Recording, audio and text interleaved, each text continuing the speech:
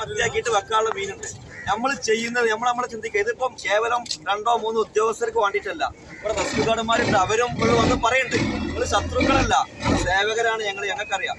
അപ്പോൾ പലപ്പോഴും നമ്മൾ പറയണത് വെച്ചാൽ ഇപ്പൊ ഇത് പിടിച്ച് നശിപ്പിച്ചാൽ അടുത്തൊരു സീസൺ വരുമ്പോൾ നമ്മളെ കുട്ടികളും പട്ടിണിയാവും.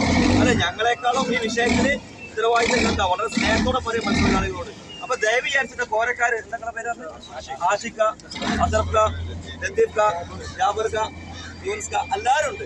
അപ്പൊ നമ്മൾ ഇവിടുത്തെ ഒരു തീരുമാനം എടുക്കുക. ഇത് എന്തിനാ അറിയോ? നമ്മളെ വീട്ടിലെ കാര്യത്തിലല്ല, ഞങ്ങൾക്ക് ഇപ്പൊ എന്തെങ്കിലും ശമ്പളം കിട്ടും, പക്ഷെ ഞങ്ങൾ ചെയ്യുന്ന പണിയോട് നമുക്ക് എന്തുണ്ട് ഒരു കടപ്പാടുണ്ട്. അതുകൊണ്ട് മാത്രം പറയാം. അല്ലാതെ അപ്പൊ ഇതെടുത്ത് നിങ്ങൾ കേസ് എടുത്തിട്ട് നിങ്ങൾ ബുദ്ധിമുട്ടിക്കാനോ അല്ലെങ്കിൽ അതിനൊന്നുമല്ല.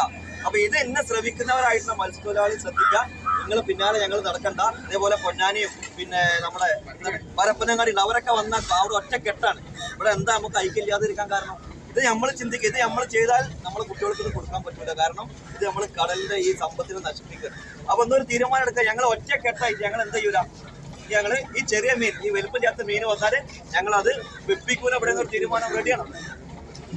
മാറി കച്ചവടക്കാർ ശ്രദ്ധിക്കുക. നിങ്ങൾ ദയവായിട്ട് എന്ത് ചെയ്യരുത്, ഇത് കൊള്ളരുത്, ഇത് വാങ്ങരുത്. ഇത് വാങ്ങിയാലേ മറ്റുള്ളവർക്ക് പറ്റും. അപ്പം ഒരാൾ വാങ്ങും. ഇവിടെ പ്രശ്നം തരും. ഒരാൾ വാങ്ങുമ്പോ ഓൾക്ക് കുറച്ച് പൈസ കിട്ടും. മറ്റേ ആൾ എന്ത് ചെയ്യും?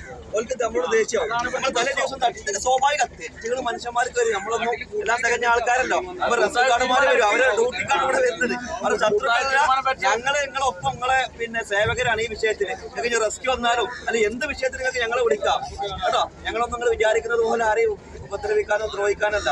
എല്ലാവരും കുടുംബം പോറ്റാൻ വേണ്ടി ഓരോരുത്തർക്കും ദൈവം ഓരോ തൊഴിലാണ്. ആ തൊഴിലാ ചെയ്യണം. അപ്പൊ ദയവ് വിചാരിച്ച് നാളെ എന്ത് ചെയ്യരുത്, ഈ പാപങ്ങൾ ചെയ്യരുത്. നാളത്തെ നമ്മളെ കടല് വറ്റും. ഒരു മത്തിയുടെ പൊട്ട് നമ്മളെ കുട്ടികൾക്ക് കൊടുക്കണ്ടാവില്ല. കുടുംബം പട്ടിണിയാവും. അങ്ങനെ വേണമെങ്കിൽ എന്ത് ചെയ്യാം, ഞങ്ങളെക്കാളും ചിന്തിക്കണ്ടെങ്കിലാ. അങ്ങനത്തെ ഒരു അവസ്ഥ നമുക്ക് വേണം. ഇവിടെ ഇവിടെ വരൾച്ച വേണോ? ആളുകൾ ഇവിടെ കൃത്യമായിട്ടുണ്ടാവില്ല. ഞങ്ങൾ റെസ്ക്യൂ ഗാർഡന്മാരുണ്ട്. നമ്മൾ 2-3 ആൾക്കാർ എത്തൂല. ഒരു ജില്ലയ്ക്ക് മൊത്തം 3 ആളാണുള്ളത് കേട്ടോ. അപ്പൊ ഓക്കെ. അപ്പൊ എല്ലാവരും എന്ത് ചെയ്യാം, പാലിക്കുക, സഹകരിക്കുക കേട്ടോ. ഓക്കെ. അപ്പൊ ഇതിന് ഇവിടെ കൂട്ടിക്കരുത് കേട്ടോ. അപ്പൊ എല്ലാവരും ഉണ്ട്. അല്ല, എന്ത് ഞങ്ങൾ റെസ്ക്യൂ ഗാർഡന്മാരായിട്ടുള്ള ടീമൊക്കെ ഉണ്ട് കേട്ടോ. ശ്രദ്ധിക്കുക, സഹകരിക്കുക ചെയ്യരുത്.